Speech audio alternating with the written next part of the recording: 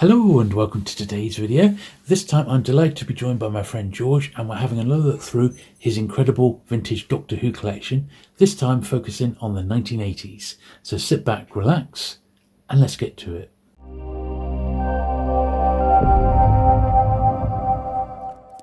Okay then George, so we'll start off with, well, the DePaul set here. Yeah, well this was issued in 1988 by DePaul.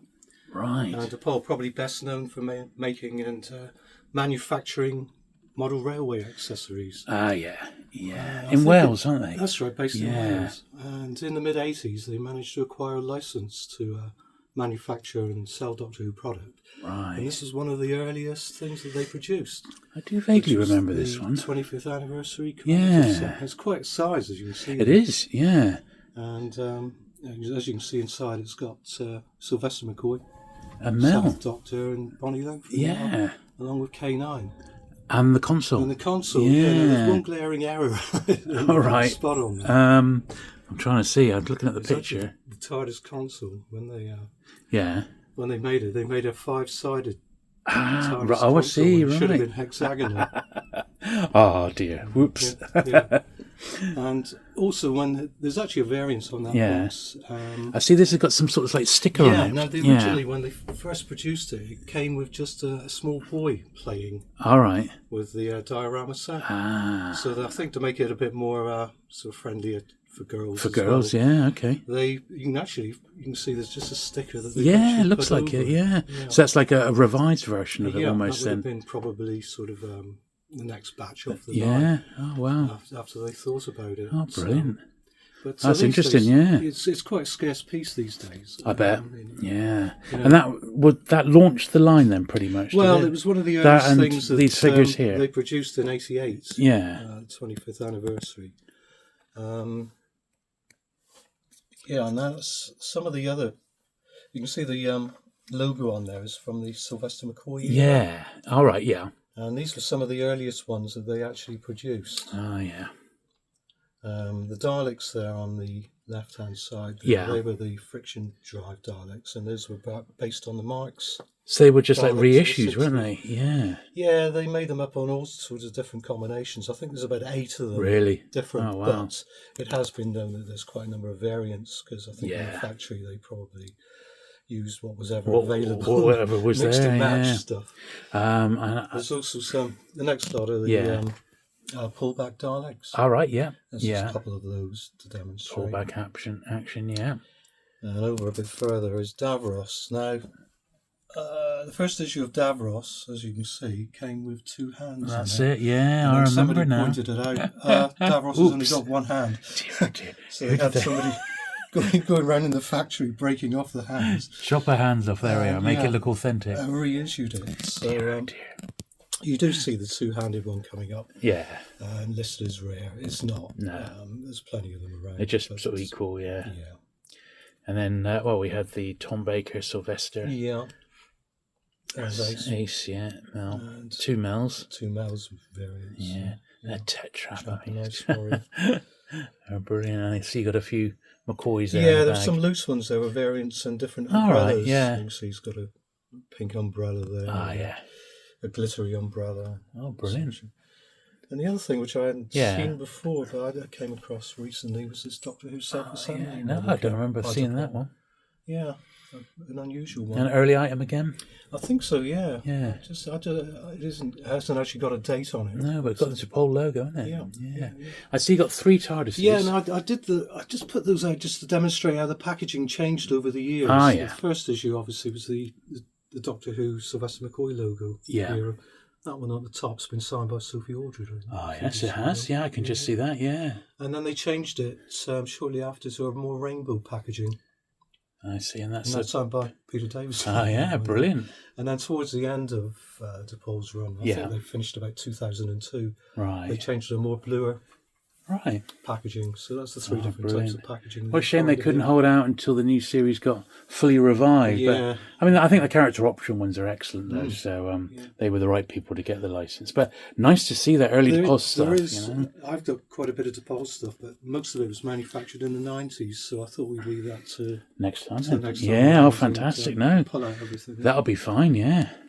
I know, on the channel, people have always been asking for DePaul stuff. Yeah. So, Okay. well, there we are. There We've done our first little bit. So that would probably be a video in itself. Yeah. Okay, so the TARDIS tent it's a TARDIS playhouse. Tent. Yeah, again, it's not one that turns up every day. It's made in 1982. Was it that? It's basically a PVC TARDIS. It's about 4 foot by 2 foot by 2 foot. Sort of over like a frame or something. That's it, yeah, exactly, I see. Yeah. We'll open it up in a little while. I'll take it. Okay, all right. And you can see there's some young boy there dressed as the Fifth Doctor, and I think it's supposed to be Tegan and Nissa. I think is the young girls. Oh, crazy! Yeah. Now, is that pencil cases? Yeah, it's 3 different pencil cases okay. which came out in the 80s. They've all got their original tags there. 2 of them with the TARDIS. Yeah. And one of the Dalek, of course. Brilliant. Yeah. Ah, yes. Yeah. Now, behind it, that was a Virgin, wasn't that? Was that yeah, BBC? It's actually just a cardboard. It's just a cardboard header that came out for the books and that. I just put it as a backdrop. And then, well, the 2 Easter eggs. The Easter eggs. Now this one, the controversial. Peter Davison with his... Yeah, I mean, you can see the problem on. You can indeed. Very unfortunate... an unfortunate placement of the Daleks laser there, sadly. Yeah. But yes, we remember that very well. And this one came out the next year, didn't it? The Dalek. 82 was the first one. It came with some rub-down transfers and stuff. That's right, a little picture storybook as well, which is actually on the inside of this. And I think it was 83, the second Sue Sharp one. Was it? Wow. With the Dalek game in it, yeah. Yeah, brilliant. It's amazing there hasn't been more Doctor Who Easter eggs. Did they do some for the recent series? Yeah, there has been more in the sort of the Tennant era. Yeah, that makes sense, yeah. And what's that phone index? I don't think I've ever seen that. Telephone phone index. Yeah. It's basically just a fold-out TARDIS where you could, in the days before mobile phones, where you just kept lists of your friends and their phone numbers to buy your landline. Fair enough. Yeah. Now I remember that was late 80s. Went the battle for the US. It came out I think 1989. Yeah. Certainly didn't have that. Just a board game. It's basically a board game, but it's not particularly rare. I mean, you can find it on eBay for about 10 to 20 quid. There's a lot of them. And we got next row down. We got a few T-shirts here. Yeah. So that's an American. Those are tour USA, one. USA tour ones. There's a sweatshirt there. And, okay. There it is. Just to see, it's got a. Got a TARDIS on there, and then we got a baseball cap down here. Of course, back in the early 80s, there were some of the stars were more in the States than they were in the UK for the big conventions, weren't they? Yeah, they were. And Absent Dark, now that's unusual, isn't it? You don't see that very often. Yeah. That's pretty cool, isn't it? Dalek Killer. Yeah, what a great strip that was. I love that. I do vaguely remember that one. 1984 Daleks T-shirt. Not sure that was mine, but... And that one there, now, I've got a feeling I bought that one off you. It may have been my 30 years ago, It could be. I have got a photo of me in it, maybe a couple. So I'll dig it out and see, when I was about 13, possibly, George. I shall look forward to that. Now, we got a few little cassettes here just in front. 1980s was the year of the cassette, because it was pre-CD. Of course, and, it was just vinyl and cassettes back then. So that's right. I always had mine predominantly on cassette rather than vinyl. So I just pulled out a few. Doctor the Music. And the music too. And then the archive ones, I'd forgotten all about those. Yeah, the Cyberman tapes. Yeah. Written and read by David Banks, I think. Yeah. That's it. Cyber Leader, yeah. And State of Decay, that was actually a pretty good audio. Not a bad book, that one. So I see. I think mine was a single. I don't think I've ever seen like the larger pack of that. Yeah. That's pretty nice. We've got Genesis of the Daleks as well back there. Yeah, well, that's classic, isn't it? Yeah, with Slip Hat. Absolutely loved that as a kid. So these are Andrew Skilleter prints, weren't they? The Sontaran one. Yeah, no, these are the jigsaws here. First of all, there's a set of 4. Now, remember the Davison ones? Yeah. Again, we'll take a look at these. Okay, have a look at them. You've got it. And the Skilleter ones as well. Yeah, I don't remember ever seeing those. Those are Canadian issues. Right, that might be why then, yeah. Oh, brilliant. Okay, and then we'll go down over to this corner. So we've got the Doctor Who playmat. Yeah, there's 2 Doctor Who playmats. Wow, okay. those came out in the Colin Baker era. Now you Yeah. can see, Oh, yeah. pull one up, you can... It's got Colin Baker and Perry. Yeah, Colin Baker and Perry. Yeah. So it came in squares, and that one, and particularly with the header there. And the one next to it, as you can see, He's in a is roll. a lot larger. Yeah. Yeah. And is rolled up. I've got a Star Wars one which is like that, rolled up actually. Yeah. Yeah. Um, There was also a USA variant on that one, all right. which came out with Tom Baker and Louise Jameson. Really? Leela, Yeah. which I've never actually seen, but apparently does exist. Oh, never seen that It was one. USA. Now, I've got a couple more things. I think that might have been mine as well. Bought actually at Longleat, that I one. think it was yeah. actually, yeah. Longleat. Yeah, I bought it at the celebration. Longleat celebration, yeah. 1983, I think that was probably exclusive to that show. That's the Sylvester T-shirt. t-shirt. Yeah, that was actually produced by DePaul. I had no idea. Wow. You wouldn't want to look like Sylvester McCoy. Wow, I do indeed. That's quite cool, isn't it? Yeah, it's his question mark jump. Came out in 1988, I think. Oh, that's brilliant, isn't it? Yeah. And a few calendars here. This was a Dwast one, wasn't it? I remember that. 84, Yeah. The first official one that came out was below it there in 1986. Oh, yeah. So there hadn't been any calendars prior to that. Although there were two USA issues ones in 1984 and 85, which again had Tom Baker and Louise Jameson. Right. Popular lineup. Now, see, you've got a big pile of magazines here, George. Yeah, We'll perhaps go through those in a bit. Yeah. This is a big old TARDIS. Is this? What's this then? Well, have a look at those in a bit more. I'll pull those out in a little while. We'll take a look at those in a bit more detail. Okay. Yeah, no worries. And we got our range of more large format books. So some of these we'll probably have seen before. Some of them might be a bit new. So I remember that. In the 1980s. Yeah, the pattern book.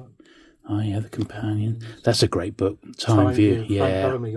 Very, very good book. I've got the hardback of that one. That was I remember borrowing that from the library. And the technical manual, The sort of blueprints. Brings a few of these back. Softback editions in there, which I'll put in. Because some of these Haining books had limited editions, didn't they? They did as like well. Leather bounds and stuff. I seem to remember there was a Key to Time, which was a limited edition. I think that was the one I always remember being one of his best. The Celebration, absolutely loving that one. The 25 Glorious Years. And then that's an American one, isn't it? Oh, John Peel actually watches the channel. He'll be watching this one, I guarantee it. John Peel. He did the File series as well, which I've got some of the Doctor Who files. All right, yeah. And that was a good book as well, the early years, wasn't it? It was Jeremy Bentham, yeah. Great book, that. Now, what are those? No, those. I don't know if you remember back in, I think it was late 80s, early 90s, there was a Doctor Who pinball machine. I do. You remember that? Issued by DALEK USA. Yeah. And this was a promotional item which they handed out. And it's basically just a set of seven small discs, which possibly may have been... Like bumpers or something like that on the actual game? Yeah. How cool is that? There's also a plaque which came with it, a small plastic plaque with 2 Daleks and a TARDIS on it, which I have got somewhere, but I couldn't lay my hands on it. Oh, I know the feeling. But there was a promotional item by Bally USA. Oh, that's brilliant. The pinball machine. Now, I do recognise this. This is the Michael Grade handkerchief. Blow your nose on the man who cancelled Doctor Who. So this is actually, the artwork was by my friend Duncan, a schoolmate, and we interviewed Tom Baker back in the early 80s, and this was sold through Celestial Toymaker. Okay. Michael Grade himself bought 6 of those. No. Ordered and bought 6, yeah. Duncan. Lawsuit out. Nah, he thought it was hilarious. Did he? Yeah, I was loving it, It actually blown it up. Okay, okay. Well, we're here. Yeah, I think Duncan made about 100 or something, so... Yeah. Wonder how many have survived. There we are. There we are. Yeah. There it is. Let blow your nose on the man who cancelled Doctor Who. There we are. Looks like there's a few people would like a Chris Chibnall one. Right. Now, I remember the Daily Star. This was the Save Doctor Who campaign, wasn't it, in the Daily Star? Yeah, that came out about 1985, was it? When the series got suspended. Yeah, I do vaguely remember that. And that's, yeah. Oh yeah, Milky Way to the Stars. Yeah, no, that's a very unusual item. This was the Milk Marketing Board. Yeah. It looks like it was in conjunction with the Saturday Superstore TV series. It's got it was on Saturday mornings. Mike Reed there. Mike Reed, yeah. So that took over from Swap Shop, didn't it? Monaco's Swap Shop. Yeah. After no revenues. Yeah, I remember that. A little promotion thing, yeah. It's a competition flyer, I think. Yeah. Anyway, Yeah. Which you don't see very often. No. And what's this? How to build a Dalek. Yeah. So Time Life Television, that's American, isn't it? Is it? I'm not Yeah, sure. I think so. So that must have been an American one. It's just basically sort of an instruction. Yeah, and the Build Your TARDIS. Yeah, it's from the 80s there. It's basically... press out, yeah. Build your very own time machine with scissors and glue, you know. So. Yeah, it's just a basic activity book, really. Yeah. Oh, fantastic. Right. Okay. Right, so I see... Is this Doctor Who wallpaper I've just spotted? Yeah. Oh, wow. Back in the 80s. I don't remember ever seeing that. Yeah. Decorate your bedroom with, but... It's quite nice artwork, isn't it? Artwork, yeah. Linstead Park. Remember they were. Linstead Park in 1982. Yeah. So, you had basically Fifth Doctor, Cyberman, a couple of Daleks and the TARDIS thing. I don't remember that at all, in all honesty, yeah. I don't remember seeing that. A sheet of wallpaper, roll wallpaper. Yeah. Now, there's a couple more jigsaws there. Yeah, that's from the Colin Baker era. Yeah, okay, they're cool. Look at them with the all right. jigsaws in there. And we got the Doctor Who game. Now, remember, this was the role-playing game, wasn't it? Yeah. That one, yeah. So you signed by Tom? That one's signed by Tom Baker when he was in Waterstones. Oh, yeah. Back in 1997. Yeah. He signed that one. And a few spin-off ones, little sets as well. Yeah, and then these were the FASA Corporation USA. Ah, right, and this was Games Workshop, wasn't it? Games I think, Workshop, I remember now, yeah. That was the first one that they released. Yeah. Which is much scarcer. Yeah, I don't know, I've ever seen that. I've seen that one before. And then there's several booklets. Ah, yes. And modules that we take. They were like, say, each one's like a story, isn't it? Or an adventure, yeah. Cool. And then, there's, Doctor Who gloves. Doctor Who gloves, yeah. Just the thing you need. Did on those cold winter 1980s mornings.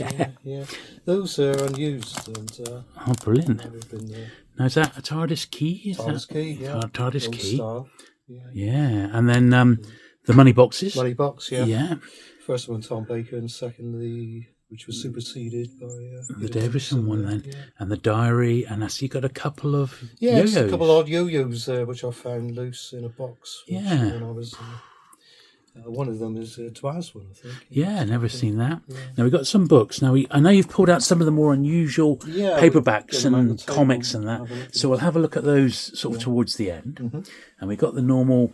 annuals and stuff. Yeah. Now this was unusual. This was always a weird piece, wasn't it? Pretty sure it was a bootleg. It's a novelty. Yeah. I mean, Margaret Thatcher was Prime Minister throughout the 1980s. That's it.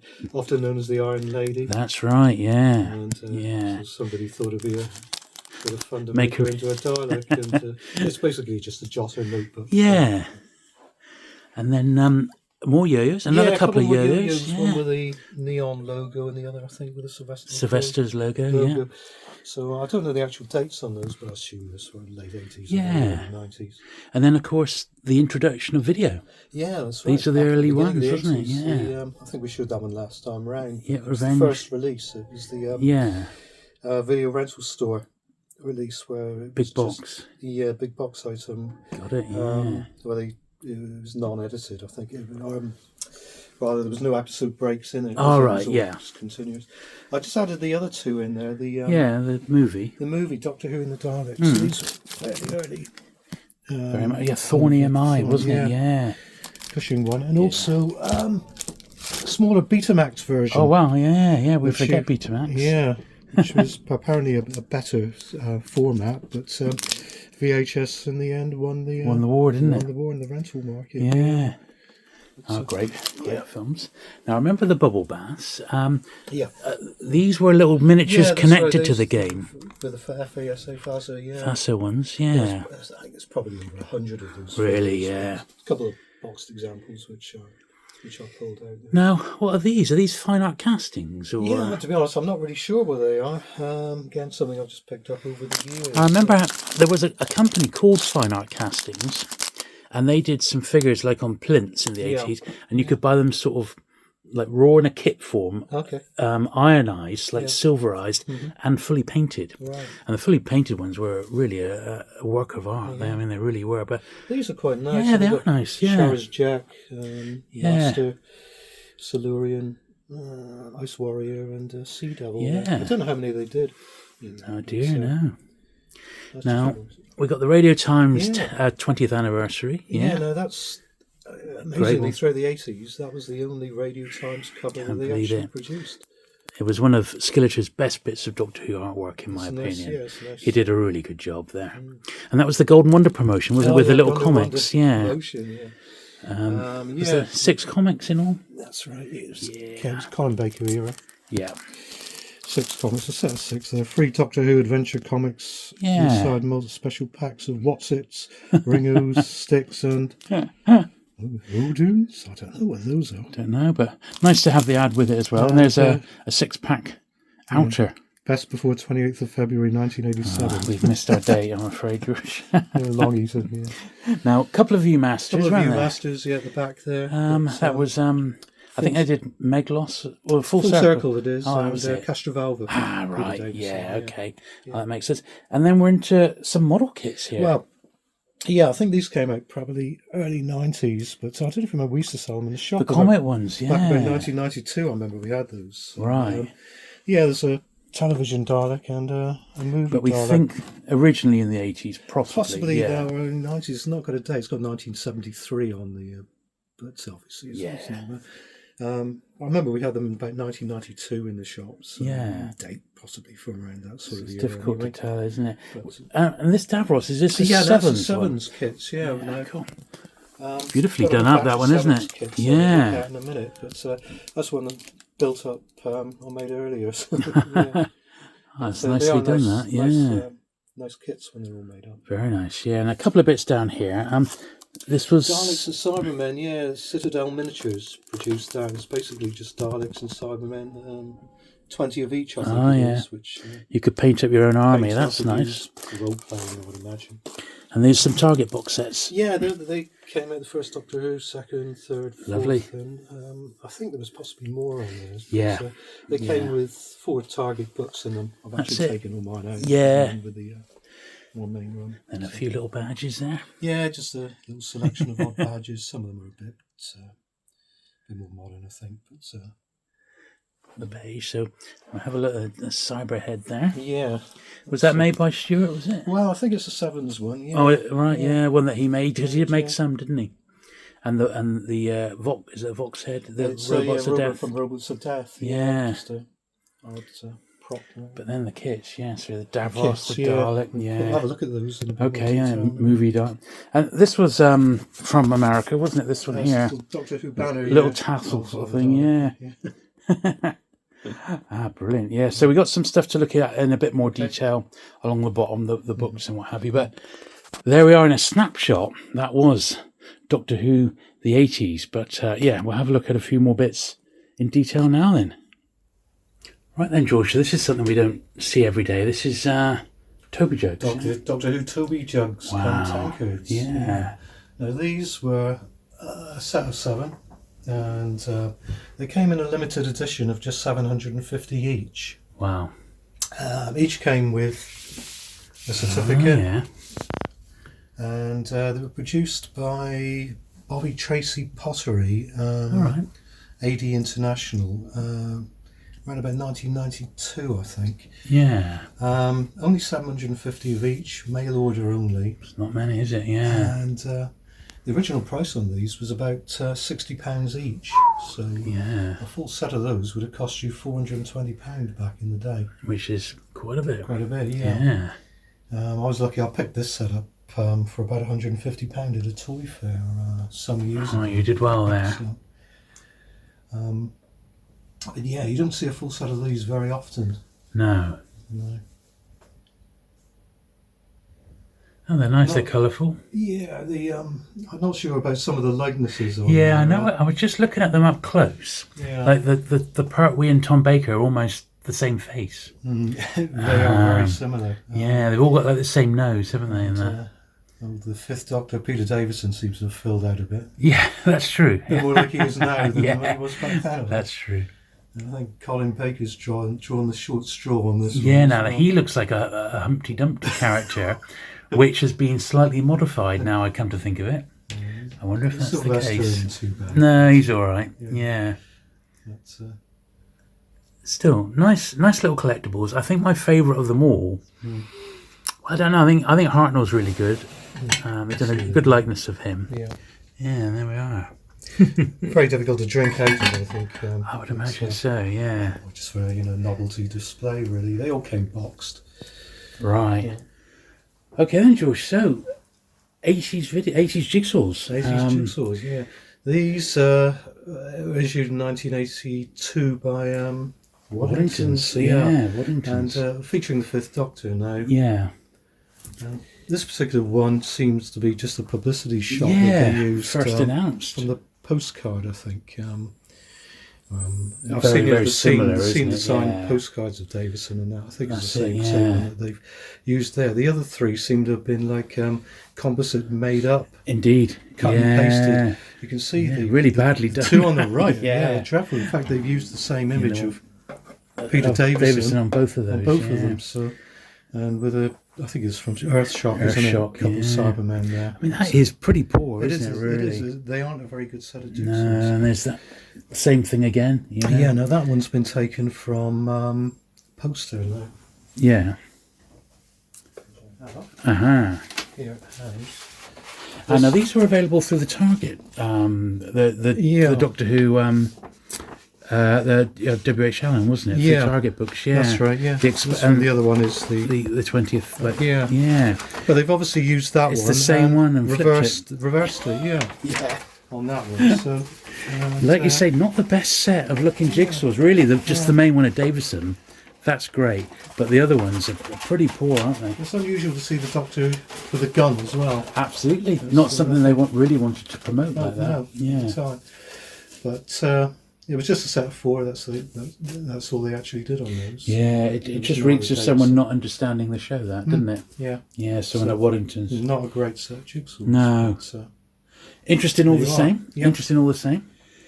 So, which ones are these then, George? These are from 1984, made by Arrow Puzzles. Right. Much featuring Sixth Doctor. Yeah. Colin Baker on them. Just two. Yeah, that's all they actually did on that. Obviously, one with him on an alien landscape there, and just Spot Perry in the back there. Oh yeah, I'd never noticed she was in the background. Yeah. But I mean, the Dalek was great, isn't it? Yeah, Davros and the Daleks were really good. Yep, just two of them, 200-piece puzzles. Yeah, and that one, not a bad likeness of Colin Baker either. Yeah, not sure about these. I don't know which story was that from. Yeah, where that came from. But yeah, a massive improvement over the Waddington's ones. That's for certain. Yeah, Arrow, cool. Now I've never seen these ones, George. No, these are a bit more unusual. They're Canadian issue. You don't often see them in this country. No. There's actually four in total. The first one here has got some Tarans on the battlefield there. Yeah. Then we got Omega. And third, Davros and Daleks. There was a fourth one with K9 on it, which I don't actually have. Yeah, but, painting copyright, Andrew Skilleter. He was took over the mantle from Achilles. They came from prints, I believe. They had been issued earlier. I remember those. The poster prints, absolutely. I do remember those. Yeah. I used to have a few, so I don't know if you ended up with those. Possibly. I do have a whole load of posters together. I met Andrew Skilleter once at our show and got a few bits signed. But yeah, he was the Doctor Who artist of the 80s, really, wasn't he? You know, if you could say Achilles was the 70s and Frank Bellamy the early 70s. He was the artist for the 80s, and those are really good. They're pretty unusual. Again, you rarely see them in the UK because they were Canadian issues. Yeah, and still Waddington's, Waddington's Canada, I suppose. Yeah. No, they're really nice. So 3 old home computer games here before the days of consoles. From the early days. Yeah. Now that I do remember that because the first one here with Davison, they made a big deal of that at the time, the BBC, and it's not an awful game, but it's not great. That is the first release of it, and it was released for the BBC Model B, which was the BBC's own computer. Right. Yeah. BBC Micro. Yeah, the BBC, a big old thing it was. Yeah, huge. I do remember it. But that's what that one. So basically, there's a tape in there. Put a tape deck into it. Yeah, you had to sort of connect the tape deck to the computer and load the program in. That was the booklet. Booklet that came with it at the time. And I think it came out on the BBC Electron a little bit later. Right. I don't think it came out on any other sort of systems that I can remember. But then a few years later we had Dalek Attack, which was published on the Amiga, which was quite a popular system as Commodore Amiga. We'll take a look inside that. And there we are. That's what it came with. That's quite nice, isn't it? So we have a couple discs. Discs there. Yeah, that would have had the game on itself. The original price in there. Look. Yeah, there we are. £16.99. Would have been about right, I suppose, for that. Even got a little sticker, which is quite cool, isn't it? And a poster.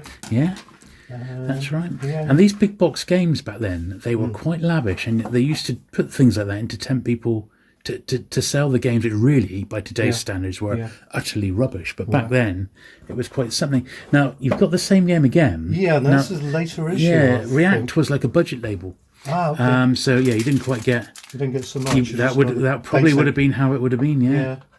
But yeah, React was just like a hit squad thing, you know. Like Did you ever play these games? I can't remember Dalek Attack at all. Have they got any pictures on the back of the actual game?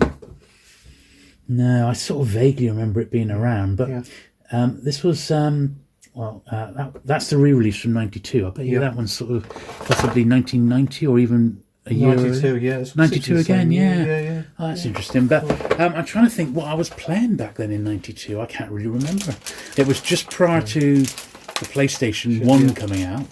Probably the Mega Drive. Mega Drive, it would have been around then. And I didn't really go in for PC gaming at all.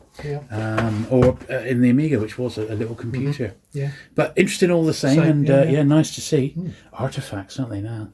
Absolute artifacts from a different age. 40 years old now.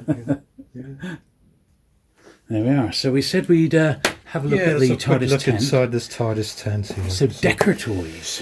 This came out, 1982. Right. Okay. You can see Tegan's in her original outfit. Right. So this is basically what you got. So it was a PVC TARDIS, and then came with the all the sticks and poles and things and that to actually put it all together. Falling apart. So it's just like a basic frame, isn't it? That you would put over it. Yeah, it is, yeah. Yeah, an unusual item. Like probably not that many survive now. No, I imagine most of the boxes and that would have probably been thrown away in years and again. If these got left outside or whatever, they would perish, wouldn't they? Chucked away, But as far as I'm aware, that one's never been used. No, it doesn't look like it. No, not even when your boy was young. He didn't have it. No, no, he didn't. No, bro. Yeah. Okay, then. So these are they're pretty big, George, for starters, aren't they? What TARDISes are these? These. Well, we remember the dark ages before mobile phones and that. When if you wanted to phone any of your friends or family, you had to use a landline. And back in the 80s, they came up with these, which is basically a telephone TARDIS. Oh, there we are. It's even got the old sort of connector. It's got a connector there which you just plug into your landline socket. And, wow. This is made into a dial, but it's actually push button down the bottom there. It's quite scarce now. You don't see these very often. No, that is an unusual piece. This one was made by Holdcourt. Holdcourt. And that one does say TARDIS, doesn't it? Yeah, it hasn't got the actual receiver in it. It's got the points to connect it up in there, but that one's made of wood as opposed to plastic. And we obviously, when it rang, a little light, when that one in there, with a little light would flash. That's interesting. The Holdcourt one is obviously licensed there. They've licensed it as a TARDIS. Yeah. Whereas the one on the left, I'm not sure about unknown. That one. Yeah. But, I would imagine. Wow. Like I said, I mean, I suppose. They do look very back similar. in the 80s, there was a bit of There were novelty phones around, weren't there? Yeah, there were actually. There were like Mickey Mouse phones. I remember vaguely having a Batmobile one for a while. Do you remember that? Yeah. There were. That's quite right. Yeah, there were a lot of them. Just before mobiles became the thing. Yeah. How nuts is that? But, I think the original price on that whole core one, I think it was sold for around about £100. Really? Wow. Can't imagine many have survived with their boxes, George. No, the box is a bit beaten up on that, but again, it's one of these things that you don't see every day. No, definitely not. It's the only one I've ever come across. Yeah. So, that's why the box is such a state. Oh yeah, really interesting. Like I say, nice items and very, very unusual. Right, so we pulled in some of the more unusual paperbacks. Yeah, I just put on some of the overseas paperbacks. These are USA Pinnacle. The Pinnacle. So I see a couple of variations. I see there's the Pinnacle logo on this one. I think I've written on the back. There's multiple printings. Oh yeah, loads. Yeah, but they've got completely unique jackets, haven't they? That's unlike it. the British ones. The spines are a little bit different, I think. And that's got the Pinnacle logo. Yeah. So we'll go through. So you've got Day of the Daleks, and this is they were numbered as well, even though they're not in chronological order. Different coloured logos there. A Doomsday Weapon.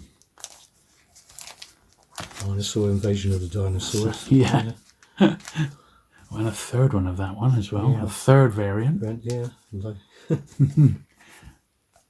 Just the one Genesis. That's a nice jacket, isn't it? Some of these I can't remember. I've only got a couple of the American ones. Now I remember Revenge cover. That's quite funky, isn't it? Yeah.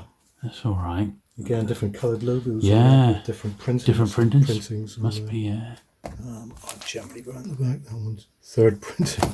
So I don't know how many different colours. And introduction by Harlan Ellison. Yes. Real noted science fiction, although very, very collectible. So the Loch Ness Monster. And you've got 3 versions of that, 2 different colours and a different printing. The Pinnacle one down the bottom. Tons, a great story. So, different printings and the different colour again. So who knew there was so much to collect in the Pinnacle books? Mask of Mandragora. I have got something you may not have. It's a little sample for this series. Really? Yeah. It's funny, the guy he had a little quantity. I said, well, just send us one. I assumed you must have had it, so I'll have to dig that out. It's just like the first book. Yeah. It's just like the first chapter or something like that. It's the same size as a paperback. I'll show it to you next time you come round. Android Invasion. That's not a bad cover, actually, is it, that one? That's quite nice. And then number 10, Seeds of Doom. And of course, the Doctor Who books got distributed, didn't they? In the end, was it Lyle Stewart? Do you remember? Distributed by Lyle Stewart in America. So I think they just exported the British Target ones over to the States, and that was it. That's how the American market was served. But so really fascinating to look at. Now you have brought some more. Yep. So keeping with the overseas theme, we've got these French ones. Igor.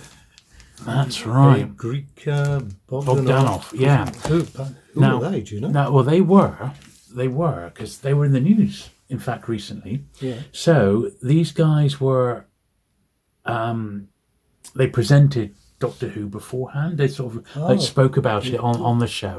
They were presenters, and they were in the news recently, and I mean like in the last year or so, because they both had insanely ridiculous plastic surgery done, and they both look like gorillas, massive lips on them, and it was like surgery that had gone bad. And it was these two guys, believe it or not. So these you look them up. From when 1987. These were they just look weird. So we got entrance saying there'll be an earthly child, of course, They cross Crusades, Daleks, pretty obvious one there. And Daleks Invasion of Earth. Our French isn't too bad. Now that's an interesting jacket, isn't it, for Brain of Morbius? Servo de Morbius. Yeah, you're getting the overtones of Frankenstein going on there. Mandragora. Wow. Abominable Snowman. That'd be Jamie there, of course. And then Meglos. Wow, there you go. So yeah, as far as I know, I think it was only just those ones. I see they're all numbered on the spine. Spine, yeah. Yeah, nice little run there, actually. Unusual, certainly unusual. Now, just just a couple others that I've put in. These I think are Dutch ones. ones, the original 3. There we are. Look at that. And are these 1970? Dutch 1970s. Yeah. I mean, the paperbacks in Britain were 73, weren't they? So, and they're using the original were jackets. Actually 70s then. Yeah. It is 70s. I should have really. Doesn't matter. Yeah. Last time There's a marriage. It just slips in. I'm sure people who watch the earlier videos would be glad to see anything that we overlooked. But I know there's also some Turkish variants and also some German ones. There is. Is there Japanese? Yes. Yeah, there is a couple of weird, very scarce. Those ones. I Yeah. see those were. Now, these ones here. These were the Choose Your Own Adventure, weren't they? Yeah, Make Your Own Adventure. Make Your Own Adventure. These were all the rage back when these were published. This was the days of fighting fantasy, and it would be turn to page so and so, and you would sort of continue the story. Yeah. I noticed that's by Vengeance and Varus writer Philip Martin. Yeah. So they got a decent name in. Pip and Jane Baker are Yeah, also writers. The Rani there, I think. Yeah. Actually, it's quite a good Kate Amara likeness. In fact, the covers on these aren't too bad. Again, old Colin Baker era. Yeah. And that was the set, wasn't it? The set of 6. That they did back then. Yeah. Colin Baker with a K9. K9. So that never happened in the show, did it? You know. Really unusual. Some nice, interesting, slightly more unusual books there. Cool. Yeah. So these are vaguely familiar. Yeah, are these American? American USA issues. Yeah. I think they're like book club editions. Of, the compilations of about 3 stories inside. Yeah. So look at this one, because this is the adventure, and then we've got the further adventures. Yeah. Genesis Revenge and Loch Ness Monster. Right. Yeah. All Terrance Dicks. Terrance Dicks, yeah. Classics. Yeah. Oh, look at that. Harlan Ellison introduction again. Yeah. Wow. He must have been a real fan. He must have been a fan. Yeah, nice cover artwork. Yeah. I hardly ever see them over here. Yeah, they're pretty scarce. Pretty scarce, yeah. UK. And the Further Adventures of Doctor Who as well. It's like a follow-up. So I must have done all right the first one. And once again, another book club edition. Another 3. Deadly Assassin, Facing Robots of Death. Once again, Terrance Dicks. Yeah. Well, as far as I'm aware, that's the only 2 that they actually did. Yeah, I don't think I've ever seen any more. Yeah, like I say, very unusual. Yeah, nice to have those. Yeah. Definitely a nice variation. Okay, so this is just a few more. Yeah, a few more. These are some of the more unusual Target books. Yeah. Some of these you don't see very often, as opposed to the main stories. Yeah. That were adapted. So that's like the updated program. Yeah, that guide, was isn't the it? program guide. I remember when that one came out. That was 2-parter, wasn't it? It was always a good one. And the companions of Doctor Who. Yeah, Turlo and the Earthling Dynamo. Yeah, so that was pinched straight from Star Trek 2. The space station. That. Yeah, looks exactly like that. Yeah. And the K9 one. But it was always this one, the Harry Sullivan one. That was the one. That was just superb. That one. Yeah. Great, but he turned him into James Bond, basically. Yeah. Now these were the tie-ins, weren't they? Alien Monsters and Alien Planets. Yeah, it was a Sparrow. Yeah, Sparrow books. And then, of course, these quiz books. This was another series, wasn't it? Where Davison lent his likeness. That's right. There's a couple of hardbacks as well. All right. Okay. I see these are by Magnet. And the Quiz Book of Magic, and the Quiz Book of Dinosaurs as well. Yeah. And you got a couple in hardback form as well. Yeah. Right. Yeah. Of course, a lot of these Doctor Who Target books did get published in hardback, but they're very, very. Unless you bought them at the time, they're quite expensive to put a run of those together now, isn't it? Some of them go for mega money. Yeah, absolutely. Really it's made it a bit tricky, but the quiz books. That was the thing, wasn't it? And Nigel Robinson, of course, was the editor of the Target line towards in a lot of the 80s. So quiz books, crossword books, and he did do a couple of adaptations himself, didn't he? So that's where he he put those in, but they were good fun. I found the crossword books really difficult in actual fact, yeah. So that's just a little variant of different logos there. Yeah. Always preferred that classic Target logo really than anything else. Puzzle book. Yeah. Colin Baker on there. Crossword, there you go. Very tough. Yeah, very difficult. You got to really know your stuff. Brain teasers and mind benders. And then I remember this really well, actually, Travels Without the TARDIS. I think they could have perhaps got a slightly better picture than that one. But even so, a location guide, basically, wasn't it, that one? That's it. Yeah. Also remember this one? Yeah, that one's, I think, probably late 70s, actually. Yeah, like a little 79, little horror anthology, nothing too scary in there. And then, I've never seen that. That's... He presented Who Done It. That's right, after he left Doctor Who. Never seen that one. Like a murder mystery panel show. Sort of Cluedo on TV. That's right, exactly. Yeah. Exactly that, which he presented for a couple of years. 1978. Yeah, it's a little bit. I've never seen that one before. Yeah. ITV books. An Arrow. Nice. That's one I'll keep a little eye out for. That. Brilliant. That's some good stuff there. Okay, so I vaguely remember these Doctor Who classics. That's right. It's a compilation of Star books. Just two stories together. So you've got Mythmakers, Gunfighters there with the first Doctor. Right. Dalek Invasion of Earth and the Crusade. 1988 these came out. Silver foil covers.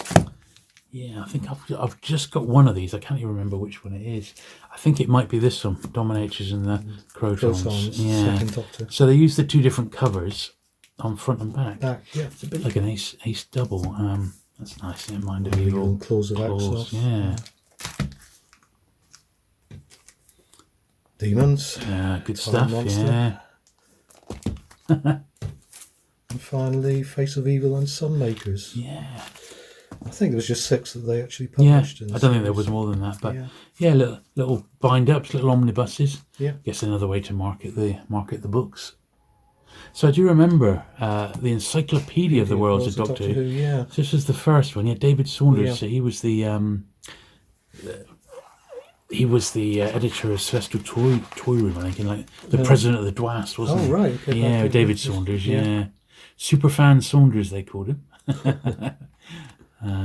So that covers letters A to D. Yeah.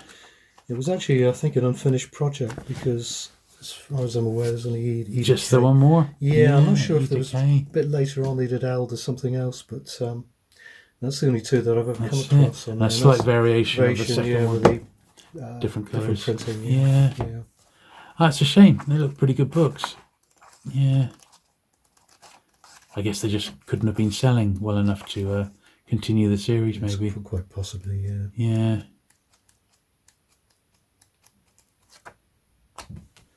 Yeah. There you go. Yeah. Okay, so I know we covered a little bit of this last time. Doctor Who in Marvel Comics, Yeah. So that was the first appearance. First appearance of Doctor Who in America in 1980, under the Marvel Premiere series, yes. Yeah. It started in number 57, 58, 59. Pence and cents, yeah. Pence and cents. And cents and pence again. Yeah, brilliant. Yeah, they just did four issues as a trial to see if it sold. Obviously sold well enough, and went into its own series of 23 issues. And it was, were these called maxi comics, like a maxi format? So slightly Baxter. Is that what it's Baxter format? Yeah. Baxter it's slightly better than normal quality. It was better quality. I think. Yeah. A slightly see larger that, price. It's lasted quite. The copies there. They have. Better than others, perhaps. That's right, that haven't been. It's your standard comic, Starpiece, and these were classic Dave Gibbons. That's right. Strips. Yeah, absolutely. Taken from Doctor Who Weekly at the time. It was a Starpiece, recently revived. Yeah, indeed. Yeah. The story. Yeah. Who'd have thought that? Amazing. Yeah. There you go. Time Witch. Yeah. I see you've all got Dave Gibbons covers. The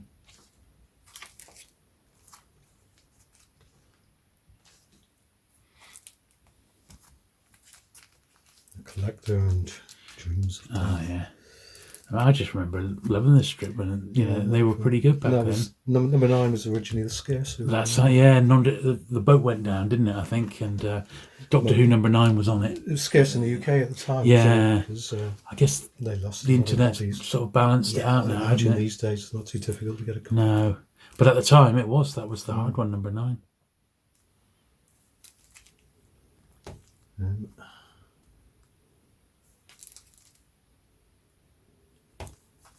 End of the line. Cybermen, old style Cybermen, isn't that? 14, and that was the last issue with Tom Baker. Right. Fourth Doctor. And then I had Tides of Time. I remember, Peter Davison. Enter Peter Davison, so they moved with the times. Yeah. There we are, beginning of this issue, the Peter Davison Doctor takes over. Yeah.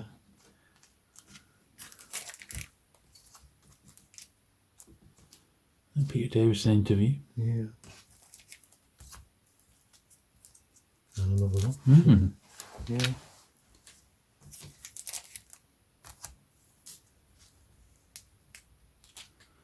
Complete story starring 4 Doctors. Cover there. Yeah.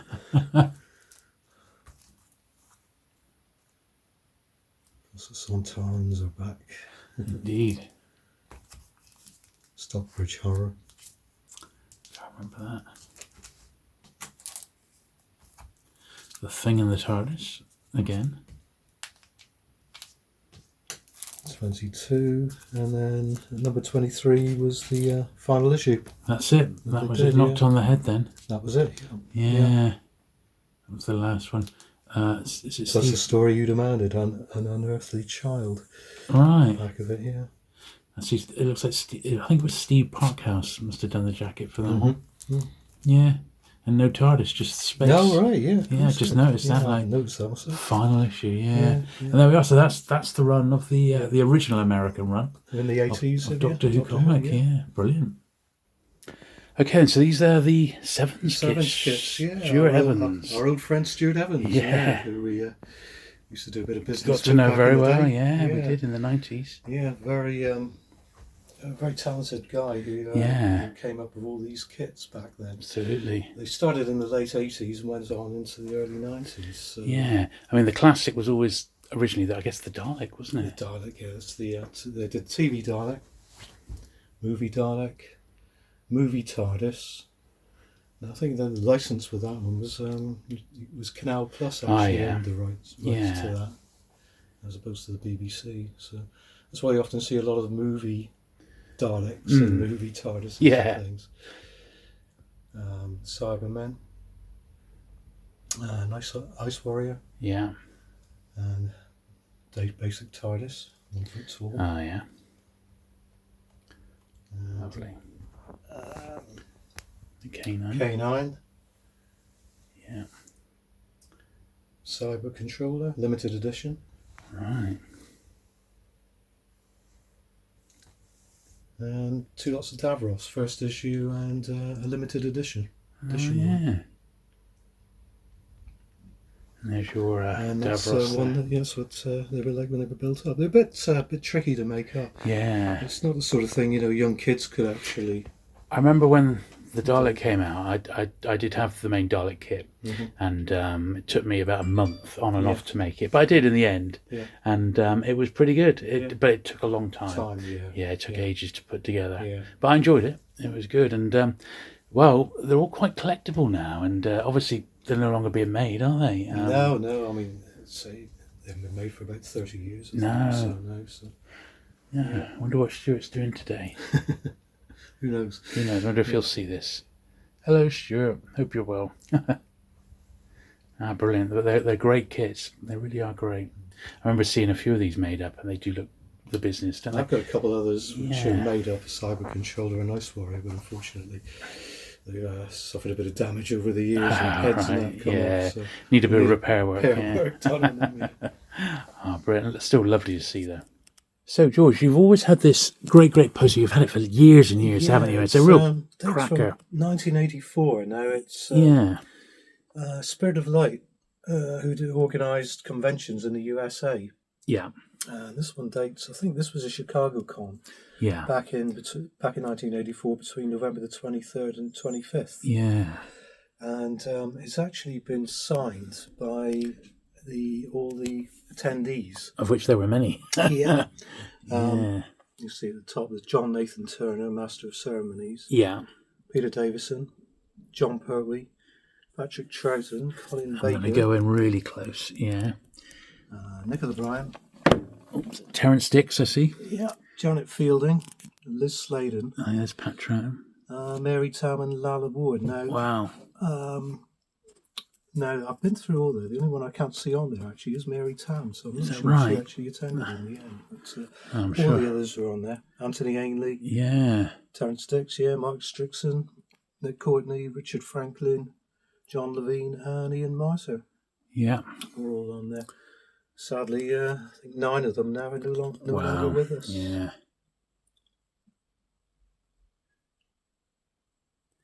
Yeah, great. I've seen great a few poster. of these actually over the years, so I think they must have signed a few of them Yeah, and perhaps auction them off for charity, could be. because they do turn up now and again on the net. Brilliant. A nice item to have. Yeah, nice piece that. TARDIS 21. Right then, so these are some more. Yeah, just some unusual miscellaneous magazines and that from the time. Well, this is one you don't see very often. Video Times and Games, Yeah. June 1983. Very unusual magazine, that one. Yeah, that would have been like a promotion, almost like a promotional mag, but Only 50 pence. Fantasy Empire. no, I do remember this one. Yeah. This magazine. I've got it marked there. Number 1, June Yeah. 81 now, or July 81. So this is Peter Davison supposed to be at the centre there, but obviously they didn't quite know what his outfit or what he was going to look like at the time. That's you can right. see that they've just made a mock-up of what they think he might look Yeah. like. 3. Don't often see the early issues of Fantasy Empire. You see the later ones around. I think that's the one I first remember Oh, is seeing. it? Yeah. To be honest, yeah. Yeah.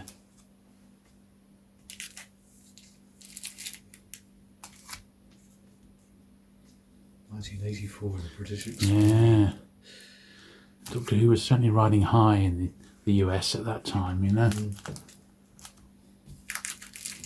Douglas Canfield interview. Colin Baker speaks out playing the Doctor. And Mary Poppins.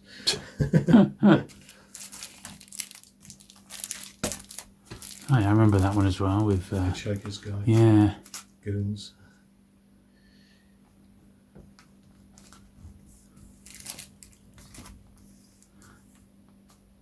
Monty Python. Goons, yeah. Lalla Ward interview. Yeah. Tom Tribute to Baker's Tom Life Baker. and Times. Yeah. And these are some of the Frame magazines. I've got a few of these, but it was an excellent quality publication. Yeah, tail end of the 80s. It was this and Doctor Who Bulletin were quite well-made magazines, weren't they? These were, yeah, definitely. Yeah. It put the more amateurish A5 efforts to shame, didn't it? To shame, yeah. Yeah. And they were just done by fanboys at the time, you know, including me, you know. Yeah. But yeah, it was inevitable. They would, you know, because there just wasn't enough to be read, was there? And you know, the monthly Doctor Who magazine always put their particular spin on it, and they towed the BBC's line. Yeah. So it's almost like you couldn't be too critical of stuff. Whereas in the fanzines, you could, if you didn't like something, you could let them know. Some more unusual covers on these. Yeah, they tend to use it. Yeah, like unusual sills. Yeah. Panopticon just 8. Panopticon 8, yeah. Imperial College in 1987. Yeah, well, I think I Were went you to there? that. Yeah, I was. Yeah, I did too. I don't remember Really, even. yeah. Don't remember seeing that. Sylvester McCoy. No, I wasn't. No, Colin Baker was the Doctor. I went to the one before the 86. 86, Yeah. I didn't go to this one. It was at. I think it was at the same place. But no, I didn't go to that. I was at Panopticon 7. Right. Was the first one I ever went to. The only Panopticon anyway, and Is that the only one you went to? yeah. Yeah. Of the Dwarfs. I went to quite a few Doctor Who cons, but not but 7 was my first one, and that was brilliant. I'll never forget it. Yeah. So this is a little bit after. Yeah. I have Private Private Who. Who, I remember yeah. these. Yeah. It's number 1 there. Yeah. Janet Fielding cover there. Yeah. You interviewed just recently. Indeed. Yeah, about a month ago. Yeah. It wasn't. It was. I said I first met you back in about 1986 or 5 or something. So, oh wow. Lost Pertwee story from season 7 fan.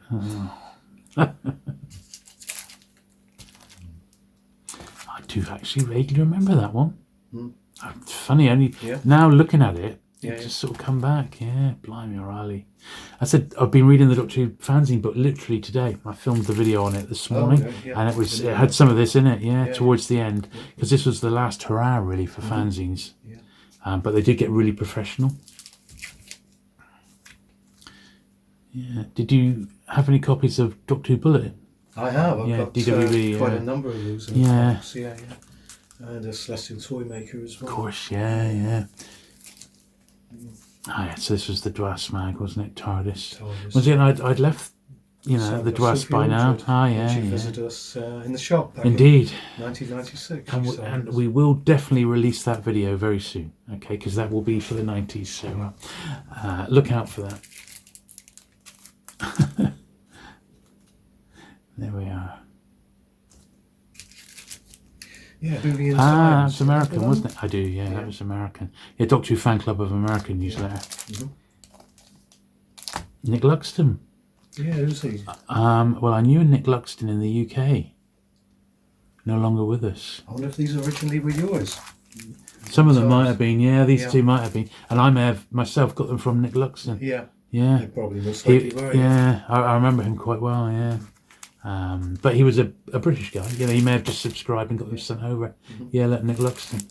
So I probably bought them off him back in the day. He used to come in and see me and say, "Oh, do you want any of these bits, Jules?" He was an obsessive autograph collector. Absolutely amazing. Yeah. I remember that one as well. Yeah, they probably were yours. Which I bought off you years ago. Quite sure that is Whovian Festival. It would have been a convention program. Yeah, that's what that would have been. Very interesting stuff. Doctor Who Fan Club of America. And then we got some Files magazines. Files magazines, John Peel. John Peel again, Dalek expert. Doctor Who expert, really. I mean, just in general, very, very knowledgeable chap. These all came out in the 80s. Yeah, I've got some Files magazines because they did them on different subjects. There's Star Trek ones, Man from Uncle. That's right, there's Prisoner. All sorts, Fireball XL5. I've got 3 on the Alan Moore Swamp Thing run. Have you? Yeah, believe it or not, I tracked the 3rd one down only like a few years back. The one that I had, like the 1st and the 3rd one. And they're really good. They're really well written. I bet these are good. In the fanzine book, they highlight the Doctor Who Journey into Space and Time magazine. Oh, yeah. They started in the 80s and they were originally loose leaf and then they became a magazine. But they were even better than these, I think. They're really, really detailed, But these were very good. And there was a lot of them, wasn't there? For Doctor Who, there were loads, I don't know if I've got them all, but... you got a fair old selection here,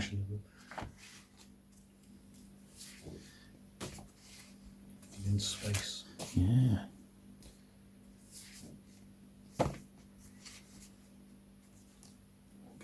Games. That one, season 8 one, one of my favourite seasons. 9.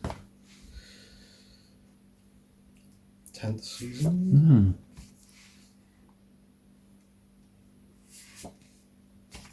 11th. 15th, I don't know if they did any of the others. Who knows? Quite likely.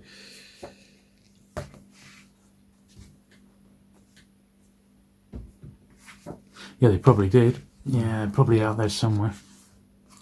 Season 17 and then season 18. Season 18, That's the end of Tom Baker's run. Yep. Oh, brilliant. You don't often see these anymore, I don't think there was any from the Davison era. No, not that I remember. No, some good stuff there. So George has just pulled out his fanzine collection, and I do remember these. A lot of these were I think most of these are from the 80s. A5 format, weren't they? Yeah, and I remember quite a few of these. Yeah. Yeah. I remember this one. Fan-Aid. Yeah. 5. Oh, no, Fan-Aid. That was Fan-Aid, yeah. Fan-Aid. Vengeance on Varos. Yeah, I remember this one really well, actually. Do you? And the one before it, yeah. I do. Yeah, it was. Yeah, it was all done sort of by the Southwest people, so like the extra people. Right. Paul Cornell was in it as well. Okay, yeah. I think he was one of the chaps behind the Fan-Aid convention. And I think this one here, if I remember rightly, I did do. I think I contributed to one. Yeah. Maybe it's this one. Right. I did a thing on Doctor Who on audio. Yeah. Oh, there's the convention. All right. That was the one in convention in Bath. Uh-huh. I remember that. There? Yeah, I was there. Yeah, June the 29th. There I am. Look, There you are. I was a steward. There you go. Yeah. I was a steward at that one. Steward, Yeah, I remember going to it. yeah. Yeah, and it was a really good convention. Yeah. I'm trying to think if I had a piece in this one or not as well.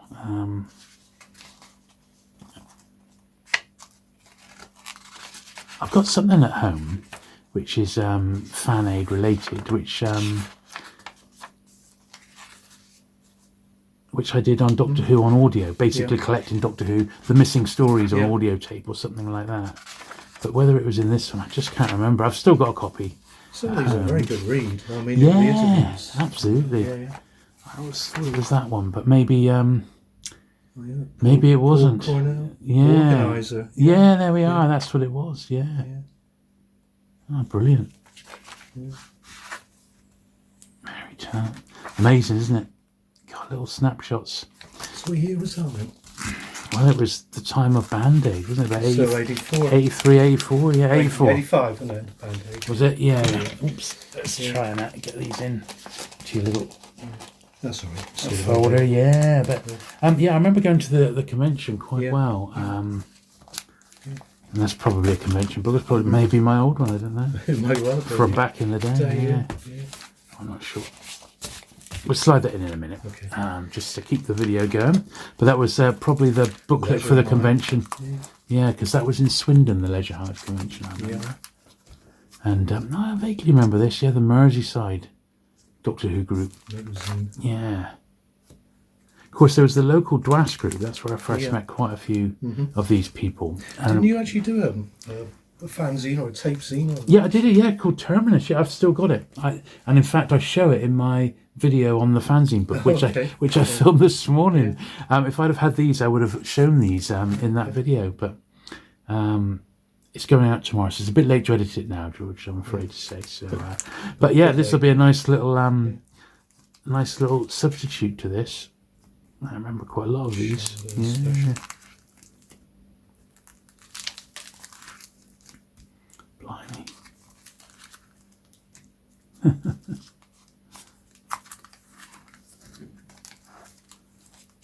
Yeah, I remember these.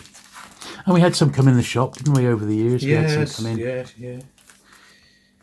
The Scar was always one I really that was enjoyed, you one of know. the better ones as Yeah, well. it was Simon Lydiard. Yeah.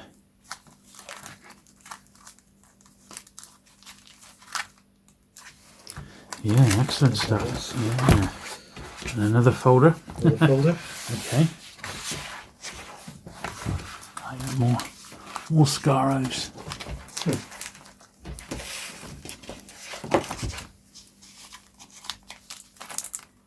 Scarnos 3. Don't remember that one. Another Scarnos. Oh, that. Footage. Yeah. Did you ever have Pete's Doctor Who fanzine? Pete Pierce's one. No, Dr. Solo's Karate Manual. It was. No, it was really funny. That, yeah, it was brilliant. It was A format. Sorry, A4 rather than A5, and it was hilarious. Yeah, it was brilliant. It was really good. It was. Yeah, I'd like to see that. I wish I still had a copy of it. We'll ask him if he's got one this weekend. If we see him. TARDIS. Yeah, this was the official Dwas fanzine, wasn't it? It was really good.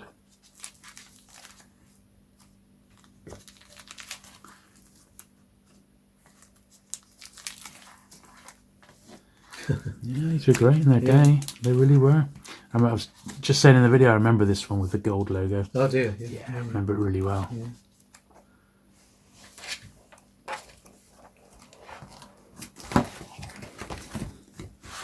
Yeah, fantastic stuff. Really good to see those.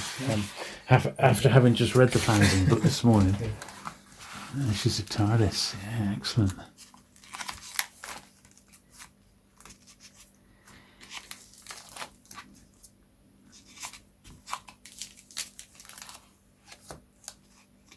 Interesting cover. Yeah. What's that one then?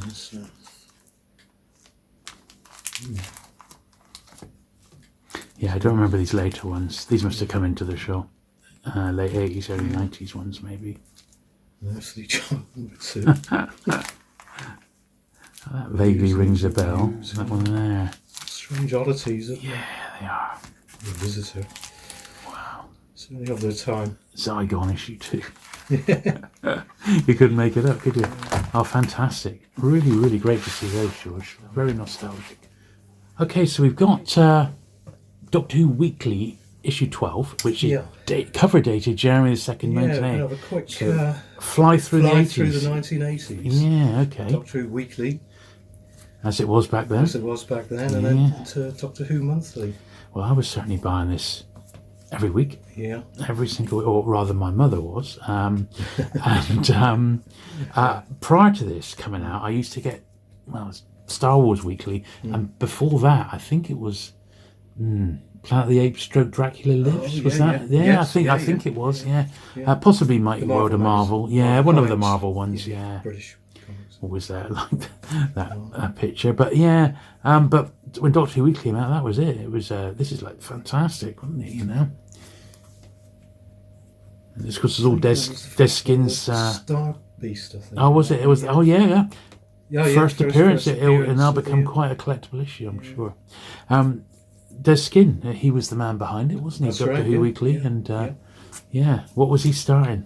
God, yeah, still going now. Yeah, absolutely. 500 odd issues in. Yeah, still going. Some Dennis Allen print stuff there. Yeah. Yeah, it's funny. So many of these are like engraved on my mind. Of course, they then got tricky because they stopped putting the cover number on, didn't they? You had to go by for a date. while they did, yeah. Blimmin' annoying that. Back in 1980, then they brought it back. Yeah, I remember them doing that, thinking, "God, that's so frustrating." So just artwork covers. At this point. It's funny how they went through different phases. Yeah.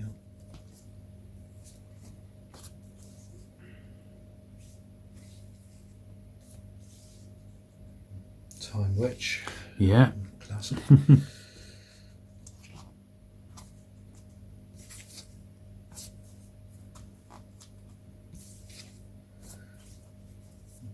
Now the numbers are back, I see. Back to more photo covers and that. Yeah, maybe they were just selling better with that on. Of course, they probably had to pay for the license. Well. Yeah. 39. Now, fairly soon they go monthly, don't they, in the mid-40s? That's right, it starts very soon. Yeah. There we go. So number that's 44, first monthly issue. And they've got the little Marvel box in the corner.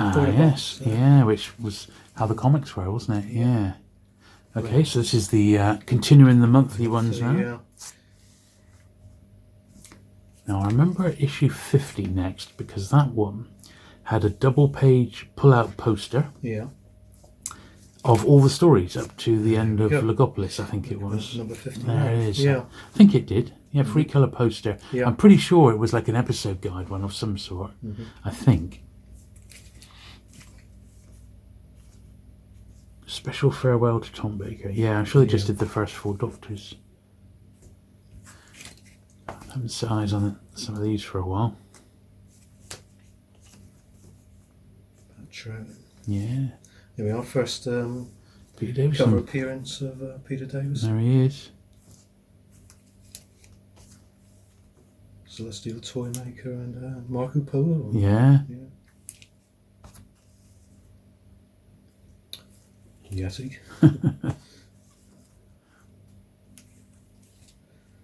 Pyramids of Mars. Yeah, good stuff. It's the first in costume, I think. Yeah. Right. Peter Davison. Visitation. Yeah, very early Davison years. Yeah. Okay, so number 65 here. Yeah, by now it's all Peter Davison covers. Yeah. Mostly. He was, predominantly he was the Doctor. Time Flight cover there. Yeah. Some Black Orchid. Black Orchid, yeah. Always had a soft spot for that story. Number 70. Came with a free colour poster of Marytown. Yeah.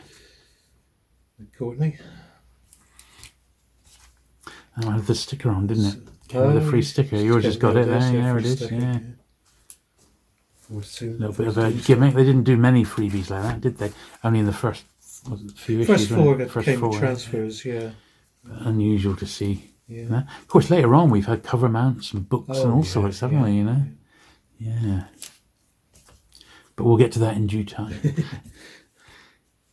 All in good time. That's Mordred and Dead. A couple of flashbacks. Second Doctor. This must have been in between series. That was the... Yeah, it's quite likely, actually. The 83 Longley. That was from Longley. Yeah. Incredible. Doctor Who was riding really high at this point. Really was.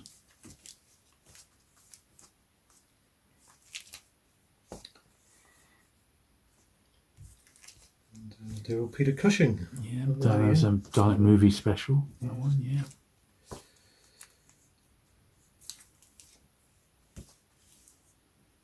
Frontiers. Yeah.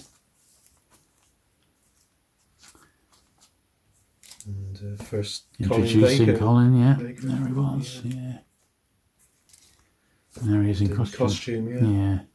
With Nicola Twin Bryant. Dilemma.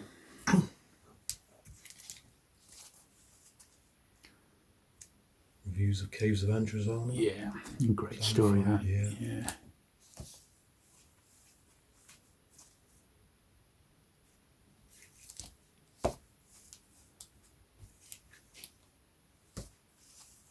Ian Marter. Yeah. Colin Baker, more your classic pose there. Yeah. Five Doctors. Yeah. Coming up to number 100, so we're in 1985 now.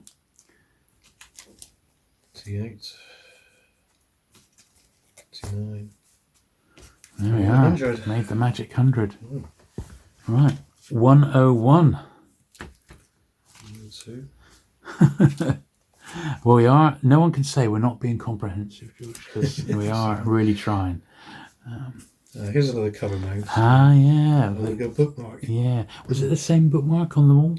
I think so, yeah. I don't think there was any variants on that one. Andrew Skillisher artwork again.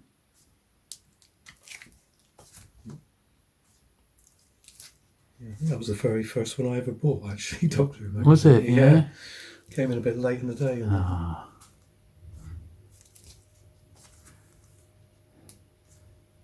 There we are. I still remember these. I was still buying it at this point. I was just getting distracted with other things, I think. I seem to recall, you know. Nice cover. Yeah.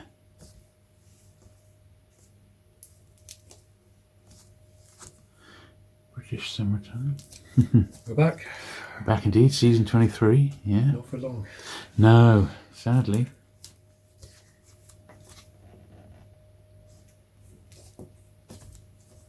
Nicola Bryant.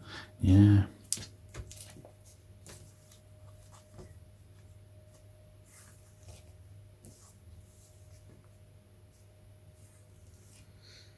Bearded Colin Baker there. Yeah. Must have been doing something else, I guess, in between. Yeah.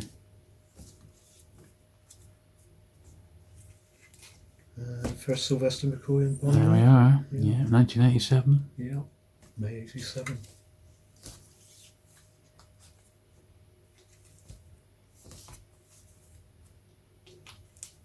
Perhaps Troughton tribute, so he passed away by now. Then. Must have done. Yeah. I remember we were at a local the local sci-fi group meeting when it was announced. Someone read it on the news or heard on the news that he'd gone. Really? I see. Had some people in tears. I'm really surprised. Yeah. Okay, O'Mara. Blimey.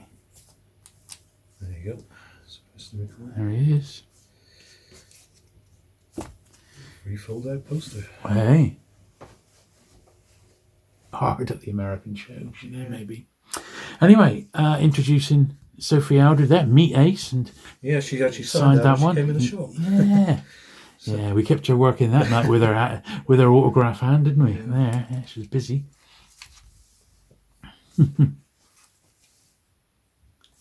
What's that one? Paradise Towers. Yeah. Yeah, it's not one of my favourite stories. And this is where I'd slightly gone off the show. Yeah. It's just not the greatest period. Pantomime eras. Yeah, it's just a shame, isn't it? It didn't get the sort stories. Of warmed to him over the years, actually. Yeah, I don't mind him as a person or as a doctor. Yeah. I don't mind Ace either, but just they didn't get the great stories. That's what was missing, really. I think there was a lot of problems, wasn't there, in the production team? You can see it, yeah. People calling for J&T's head. He should have gone. He just didn't want to give it up, did he? Yeah, Sophie Aldred signed one. Oh, yeah. On top. Yeah. Oh, yeah, Gold, yeah.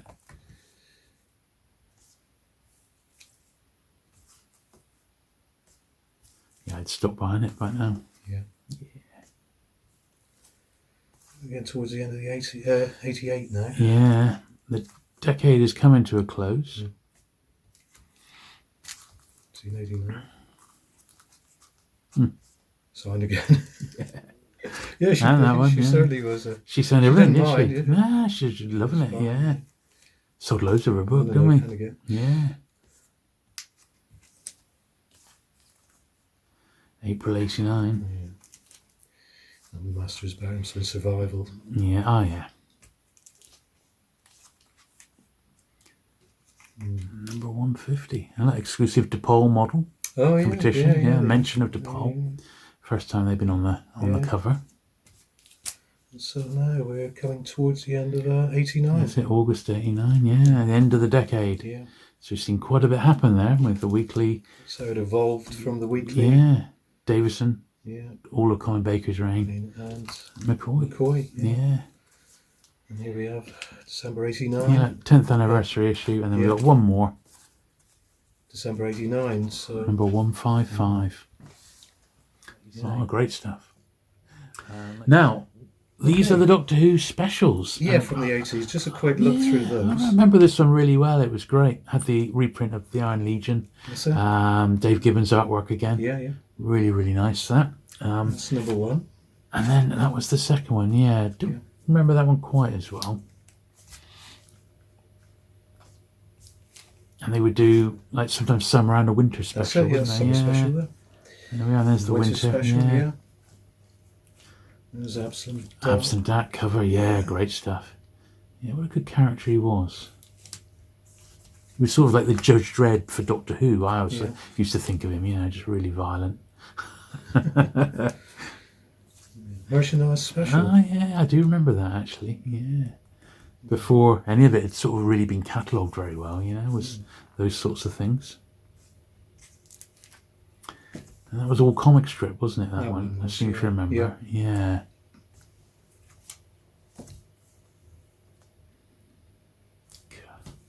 It's amazing seeing some of these. I'm glad we got these captured because Summer it's really, 1986. really nostalgic, Blimey.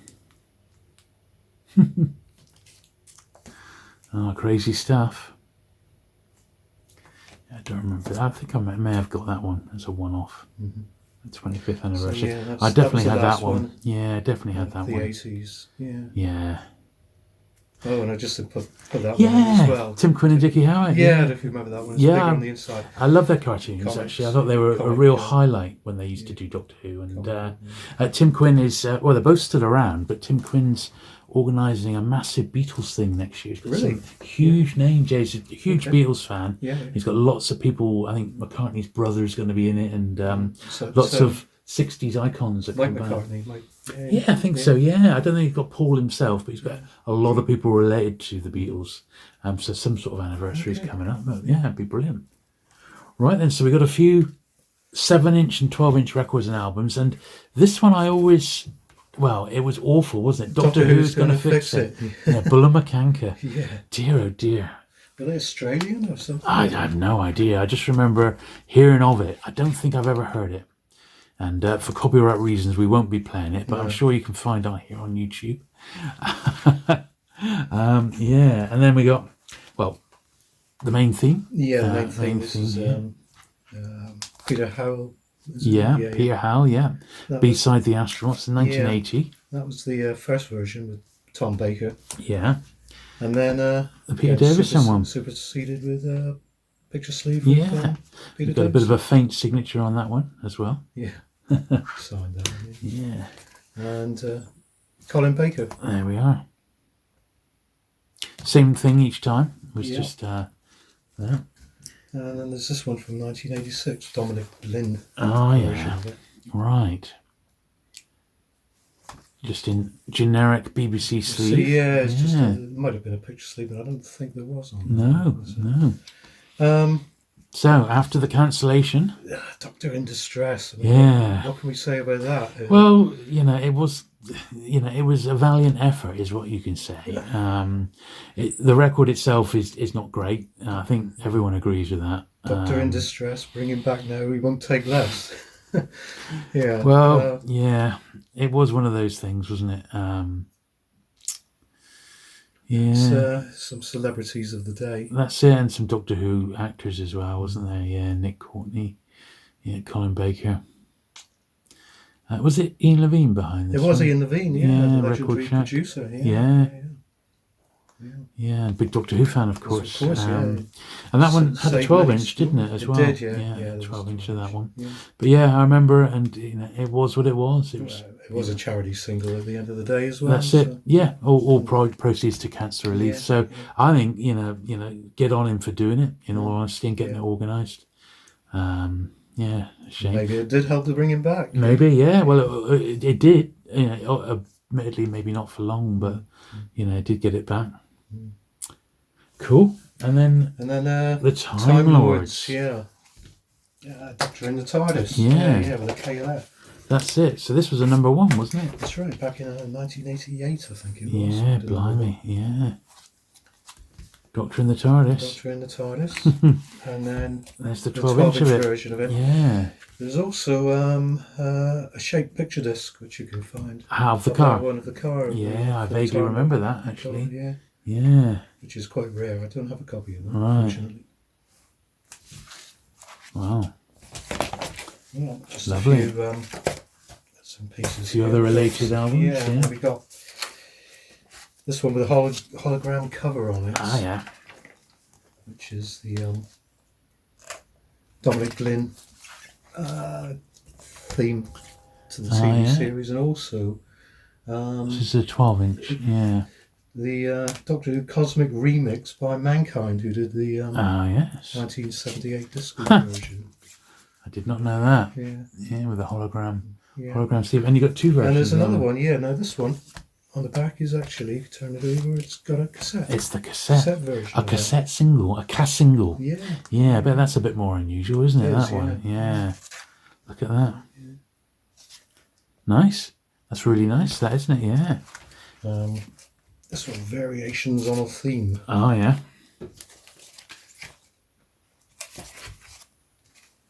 The mood version. 12-inch again. Tarot version. Latin version. And regeneration mix. Well, there you go. Okay, this one's 25th anniversary album. Oh, yeah. Nice metallic logo cover. Very nice. This is a proper album this time round. Yeah. Oh, cool. Yeah. Lovely. Don't think I've ever seen that. Yeah. Another sort of a similar one. Yeah, it's a different foil logo on that. Oh, yeah. But same content. Same content. Yeah. So, Another variation. variant of that. They're getting us collectors, aren't They they? do, don't they?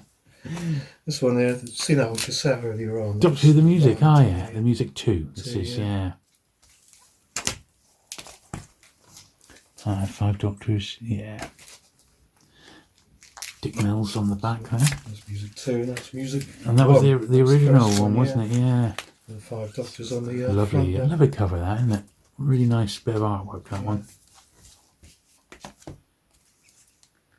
And that had more, a few older tracks at least, yeah. Sea Devils. Yeah. There was also a picture disc version that they did. There we are, yeah. That's really nice, isn't it? Yeah. Yeah. Don't see that one very often. Still TARDIS in the back. Very, very scarce. That's lovely, isn't it? Yeah. Which came in a PVC. Oh, it's an American one. American picture disc. Oh, yeah, I see like a folding sleeve. Yeah, that's gorgeous. Yeah, really nice. Really nice. So that's everything, isn't it, George? That's that it is from the 80s. That is Doctor Who the 80s as is. So, Well, it's a minute. oh, there is one more thing. Okay, just one more thing.